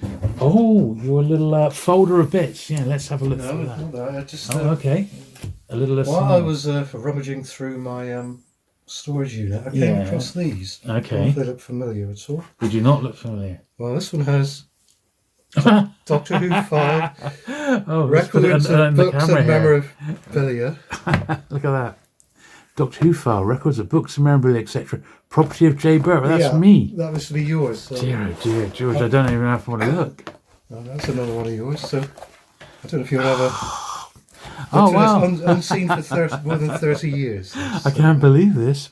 So this was when we got Richard Franklin down. Oh, right, so there he is, Richard Franklin. Yeah, oh yeah. And this is the Doctor Who Plymouth and Exeter local groups. We came together. So there's Duncan. He's now in Greece. There's Steve Blake and Sharon Jessup. There's me. There was that Nick Luxton. Okay. That's in it. Tony Stokes, Steve Green, Pete Pierce, and John. Yeah, we were all there. What is this date from then? I don't know, about 84. About 85. Yeah, look, August 85. Yeah. And where are you then? You were in the. I'm there. Right in the top left there. There you go. Yeah, I organised that. I did organise that. God, I don't remember this. I don't remember that. That's the same thing again. You stuck it in there. Wow, how long? 85. We're talking, 38 years ago. Yeah. Jeez Louise. Yeah. I was a mere boy at the time. So this would have been newspaper clippings then. This is what you. Yeah, this is your old folder from. I cannot How old believe were you this. 13 and 14. 14. There you go. Blimmin' heck. Quite a fan You sprung background. this on me, George. Blimmin' heck, you know. Just turn it down. Oh, blimey. All right, okay. I can't believe it. So I must have been doing all the little clippings from the papers and that. I remember some of this. God.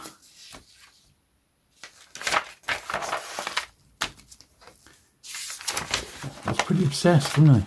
By the look of it. Some interesting clippings now. Yeah, I suppose, yeah. They are sort of quite historical now when you look back on them. I hardly even remember saving them, to be honest. I honestly can't. Yeah.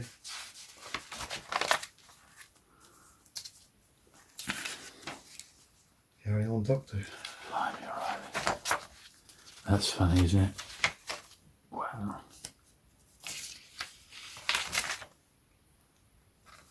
Let's go see plenty of Nicola Bryant there, Jules. Yeah. Well, she was a bit of a model back in the day. She was the sex symbol, wasn't she? Oh, blimey. Oh, what's this? Tom Baker. That's when he was in. Was it She Stoops to Conquer? I think. That's right. Yeah, that's when we interviewed her. Oh, that was Educating Rita, and then he did She Stoops to Conquer in Plymouth. And that's when you interviewed her. Yeah. Of course, filming Sherlock. I'm surprised I went back this far, to be honest. This is really quite early, isn't it? Well, I suppose, what was this, 81? I don't remember collecting these back that far, to be honest, but I guess I must have. Because they're all really similar, aren't they? So, yeah. I must have done it. That's amazing. Curry's special there on the advert. Oh, yeah. Yeah, this is from that film in Oh, it's Sherlock Holmes. Sherlock Holmes. Yeah, Hound of the Baskervilles in London. Yeah. Dartmoor, I think in London. Dartmoor, yeah. Oh, yeah, God. I do sort of remember saving some of this stuff, but blimey heck. Trip down memory lane. It's like seeing a photo album that you forgot about, you know? Yeah. Pantomime. Yeah. But it is all pretty much Doctor Who related, isn't it? It is, all of it, yeah. Fielding, yeah. Yeah, I mean, you must have been certainly quite into it all the time to actually go through and pull all these and stick them into. I just don't remember having so many newspapers, you know what I mean? There must have been other people's that they said, give me your old papers and I'll go through them for Doctor Who. Okay, so this is the second album, and this looks like Radio Times clippings, and I do remember sort of saving these because we used to get the Radio Times, and you know, Doctor Who would have a lot of content, wouldn't it? You know, Five Faces Doctor. I remember loving that season. It was brilliant. The end of 1981, I think it was. Yeah, so I was saving it back then. Yeah. Wow. Yeah, we're watching all these as they were going out.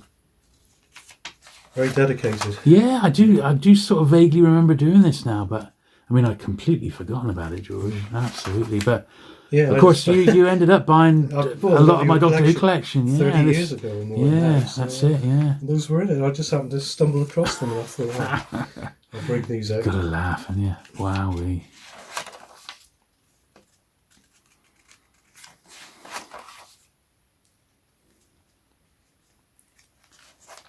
Like you say, dedicated fan, you see. That's what it was. Of course, we didn't know this would all be online later on. That's exactly, yeah. It's all original clippings. Yeah, it is, yeah. Yeah, absolutely. Even so. This is when I was going off the show. So go up to the end of Trial of a Time Lord. Yeah, that's it. Moved on to women by then, you know, on to girls. That is amazing, George. Yeah. Absolutely amazing. Yeah. Thank you. Right, so the last bit we're doing is sort of miscellaneous bits and pieces from the 80s. That's right. Yeah. Is this a fanzine then again? It's Six and Tarshia Designs. I think it's basically knitting patterns. Oh, right. Oh, blimey. Okay. Right. Oh, yeah. 4-ply yarn. Okay. There you go. Yeah. It's you can basically. Oh yeah. That's. Yeah. So these are like for machines, I guess. Yeah. I guess that's vaguely a Dalek, isn't it? Yeah. Oh yeah, that makes sense.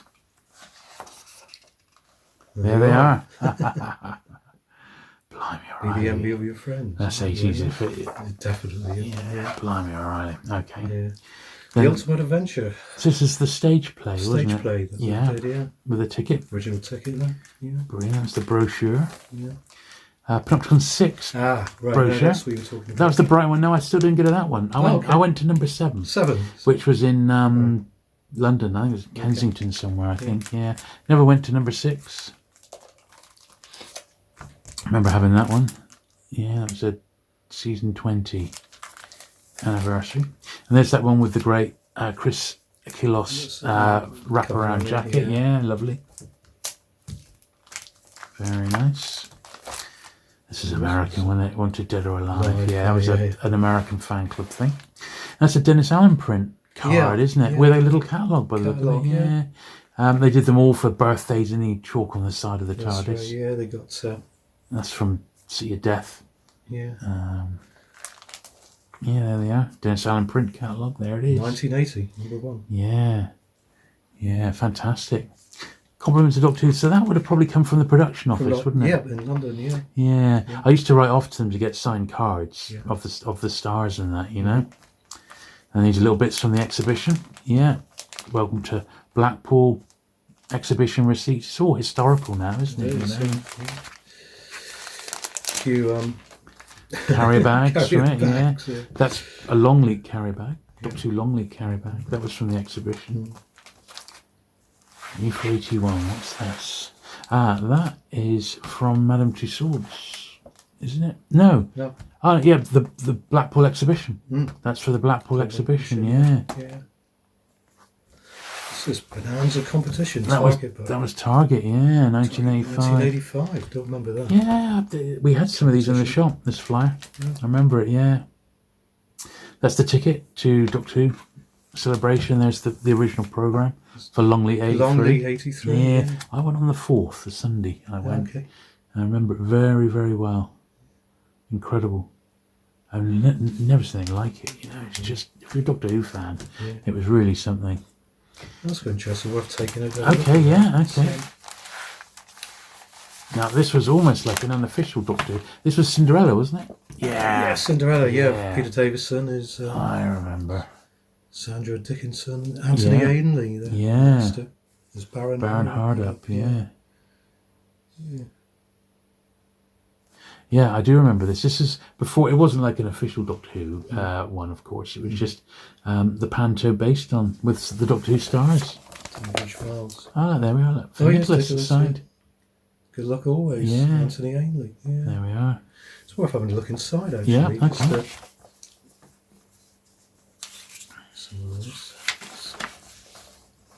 That's it, the world of Doctor Who. That was the poster earlier on. That was, the Target poster. Oh, yeah. TV exhibitions. That was Longley. Oh, yeah. That's Longley exhibition, yeah. And Who's Who. Of the cast, yeah. I think JNT got involved and he put his getting everywhere, wasn't he?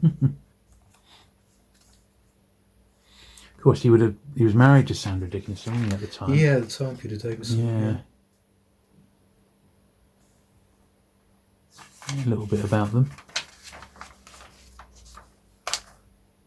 Yeah, a few period adverts here. The Alien Monsters book there. Sparrow paperback. Gary Downey, choreographer.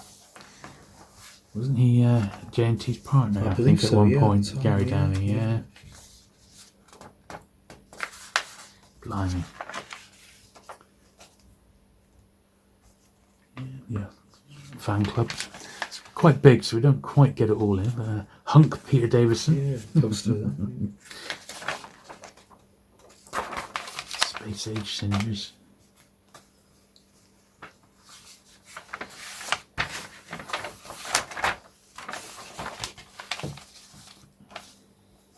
Where was this play on then? Do you remember? Tunbridge Wells. Oh, right, okay.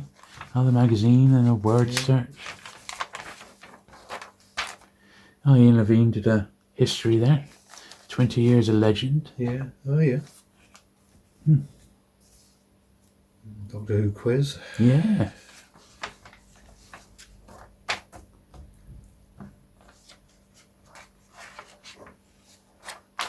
T-shirts. Get your Doctor Who T-shirts. John Pertwee's pantomime Dane. Yeah. Where are they now? Ian Levine traces the careers of Doctor Who's travelling companions. Yes, of course, Louise Jameson's Tenko. That was the... and then she went on to Bergerac, didn't she? Yeah. Doctor Who Money Box. Oh, there we are. There it is, the Davison version of it. I suppose they got in contact with all the rights holders and said, "Oh, do you want to advertise in this?" Yeah. But yeah, like you say, quite an interesting bit. That it's a nice relic of the era. So much so. Brilliant. So that is everything for the 80s now. I think so. Pretty much. For a minute, fantastic. So, yeah. So, well, we'll give it some time. You know, it's taken you ages to get it all out, George. I know. It took me a couple of days to put this on. Yeah. So thank you very much for that. And we'll very much look forward to the 90s when we'll we'll do the 90s DePaul, next. won't we? Yeah, it'll be DePaul. Sort of the world Project Enterprise really. stuff. Of course, Paul McGann TV merchandise. Yeah. Of course, yeah. And the Virgin books into Virgin the BBC books. books. Yes, exactly. Yeah. Quite a lot of that, yeah. So, that's some good stuff to look at. But yeah, thanks very much for allowing us to come round and film today. So there you are. Hope you've enjoyed that at home. If you have, do please give the video a thumbs up. Do please hit the subscribe button if you've not already for regular vintage Doctor Who content. and we shall look forward to seeing you again very soon. Bye. Bye.